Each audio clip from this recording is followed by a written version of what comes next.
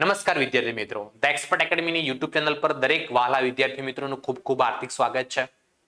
આ YouTube channel પર એસાઇનમેન્ટમાં પ્રથમ પરીક્ષાનું હોય, દ્વિતીય પરીક્ષાનું હોય કે વાર્ષિક પરીક્ષાનું એસાઇનમેન્ટનું સોલ્યુશન તમને આ યુટ્યુબ ચેનલ પર સંપૂર્ણ મળી જશે.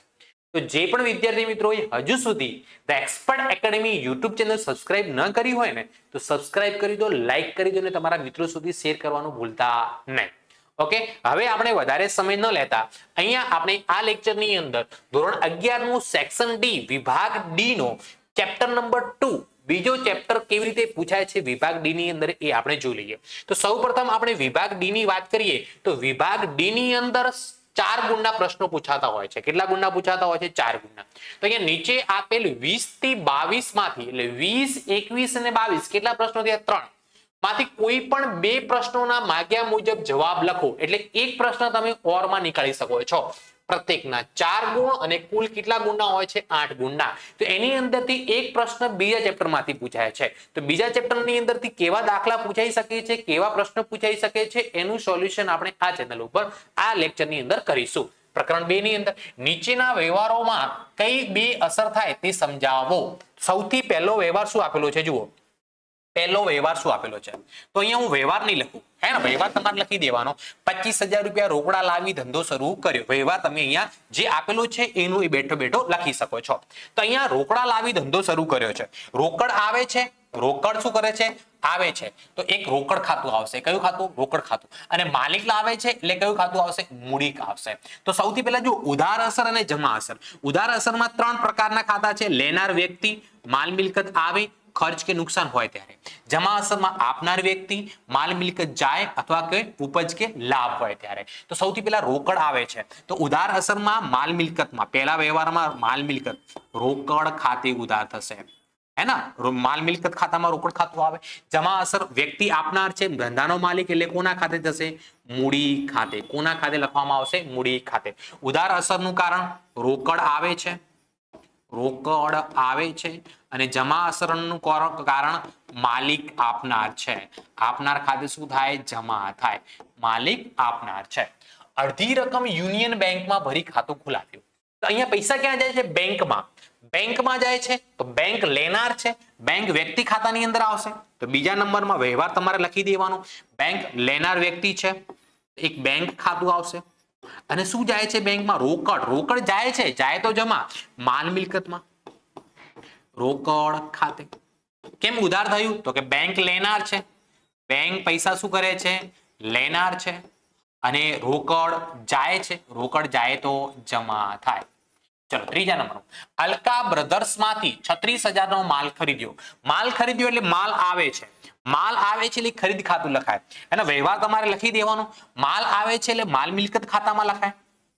માલ મિલકત ખરીદ ખાતે શું થાય? ઉધાર. અને આપનાર કોણ છે? અલકા બ્રધર વ્યક્તિ કહેવાશે, પૈસા ચૂકવવાના બાકી. તો જમા અસરમાં આપનાર વ્યક્તિ કોણ થઈ ગયું? અલકા બ્રધર્સ ખાતે. અલકા બ્રધર્સ ખાતે. તો અહીંયા જુઓ, ઉધાર અસરનું કારણ તો કે માલ આવે છે, માલ આવે તો ઉધાર. અલકા બ્રધર આપનાર છે, અલકા બ્રધર શું કરનાર છે? આપનાર છે.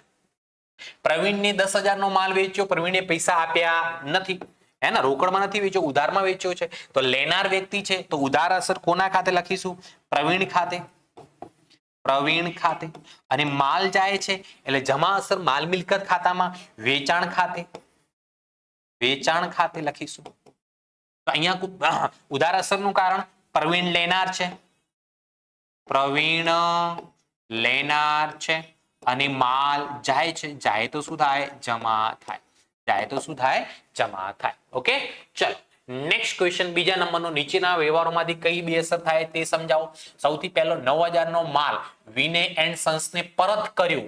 પરત ખરીદી કરીને આપણે પરત કર્યો હશે એને ખરીદ પરત કહેવાય. શું કહેવાય? ખરીદ પરત. કોને પરત કર્યો? વિનય એન્ડ સન્સને. તો વિનય એન્ડ સન્સ લેનાર છે, લેનાર વ્યક્તિ ખાતે ઉધાર થશે. કોના ખાતે લખીશું? અહીંયા વિનય એન્ડ સન્સ ખાતે.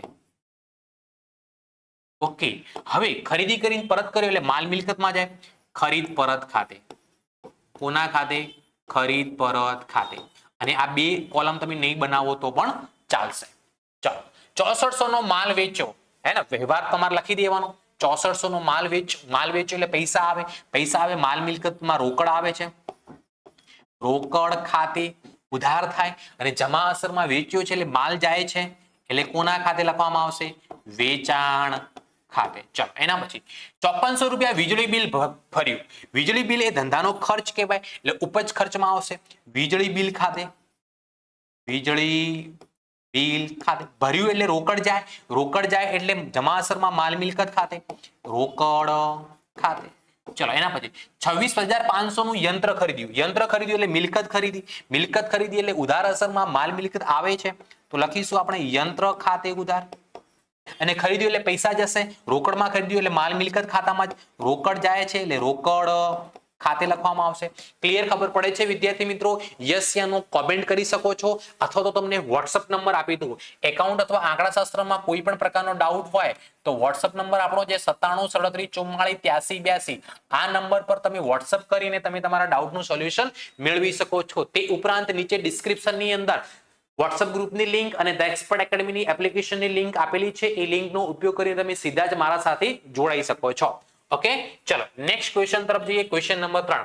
નીચેના વ્યવહારોમાં કઈ બે અસર થાય? પ્રણવે 8500 નો ક્રોસ ચેક આપ્યો તો બેંક આવશે, બેંક લેનાર હશે એટલે બેંક ખાતે લખવામાં આવશે. બેંક ખાતે ઉધાર આપનાર કોણ છે? પ્રણવ. તો એ પણ વ્યક્તિ છે તો પ્રણવ ખાતે. જમા અસરમાં બી વ્યક્તિ, ઉધાર અસરમાં બી વ્યક્તિ. નીલમે 15000 નો માલ પરત કર્યો. નીલમને આપણે વેચાણ કર્યું હશે ને પેલું પરત કર્યું, વેચાણ પરત થાય, વેચાણ પરત કરવાથી માલ આવે છે, આવે તો ઉધાર કોના ખાતે?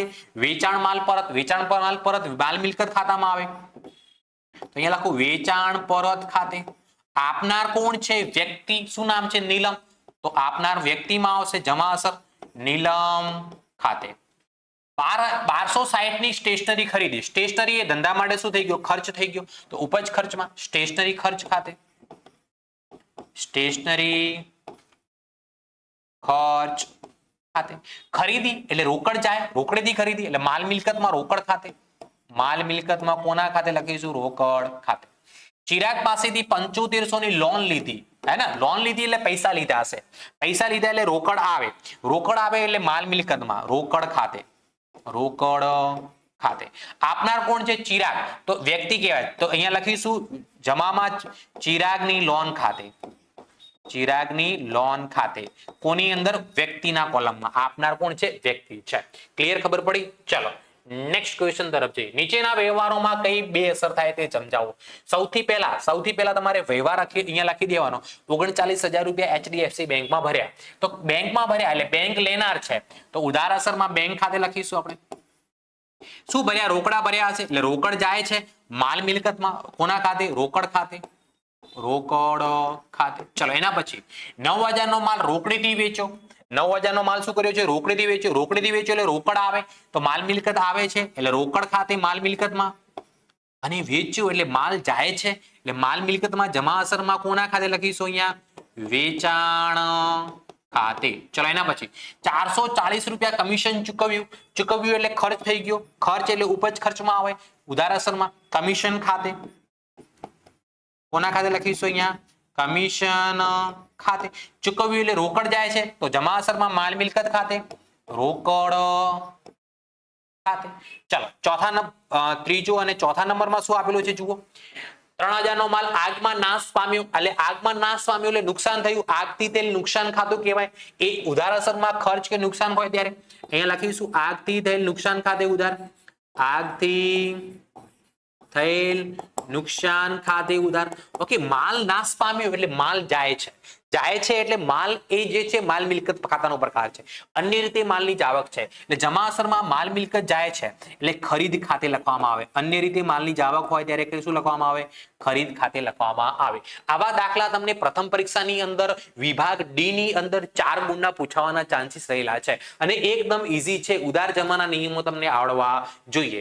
ઓકે, નેક્સ્ટ ક્વેશ્ચન અને આ લેક્ચરનો આપણો છેલ્લો દાખલો બીજા ચેપ્ટરનો. નીચેના વ્યવહારોમાં કઈ બે અસર થશે તે સમજાવો.